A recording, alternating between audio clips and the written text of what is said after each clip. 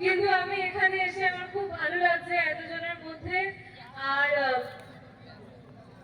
লাইটই কিন্তু এটা, হ্যাঁ বন্ধু শুনছ, কিন্তু এরিয়াটা তো রায়দিঘি, হ্যাঁ না বন্ধু শুনছ, রায়দিঘির কাছাকাছি তো, ভুল বলছি? হ্যাঁ, এই যে রায়দিঘির কাছাকাছি আমি শুনেছি আরেকজনের বাড়ি আছে। কার? স্বস্তিকা। স্বস্তিকা মানে কয়েকজন চিনবে কয়েকজন চিনবে না, মানে আমি দীপার কথা বলছি আর কি। তো রায়দিঘিতে ওর বাড়ি সেটা আমি জানি। ভাবলাম এখানে আসলে ওর সাথে দেখা হবে,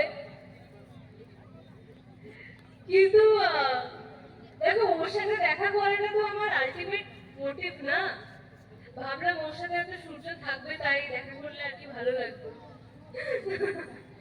কিন্তু জোকস অ্যাপার্ট, সবাইকে একবার জানাই বিলেটেড শুভ নববর্ষ। আশা করি সবাই খুব ভালো আছেন, খুব সুস্থ আছেন, মজায় আছেন। আর আজকে মিশকা তো এসছেই, কিন্তু আজকে তার সাথে সাথে অহনা এসছে, মানে আমি আমার কথা বলছি। আবার তুমি দুঃখ করছিলে সূর্য নেই, সূর্য নেই, দেখেছো কতগুলো সূর্য এখানে তোমার জন্য অপেক্ষা করছে। সূর্য চাঁদ তারা সব আছে, কিন্তু আমার তো সূর্যকেই চাই।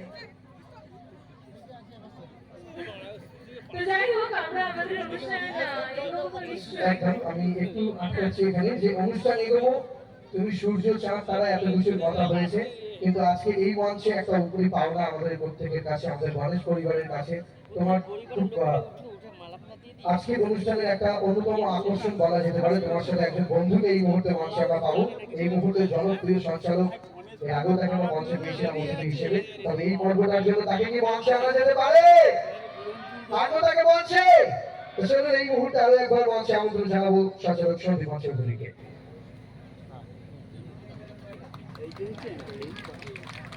নমস্কার।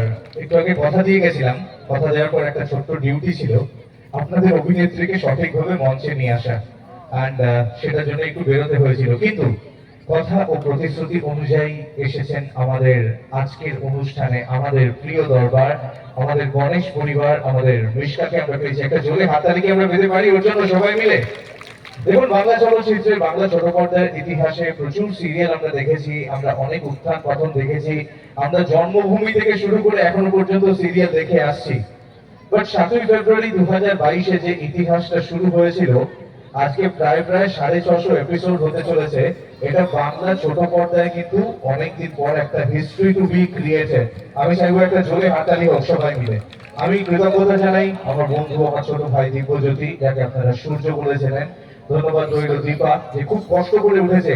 আজ থেকে 10 বছর আগে আপনাদের মতোই কোনো একটা আসনে বসে অনুষ্ঠান দেখতো এই অঞ্চলের মেয়ে দীপা। আজকে সে একজন সুপারস্টার এবং বুঝিয়ে দিয়েছে যে পরিশ্রমের ওপর কিছু নেই।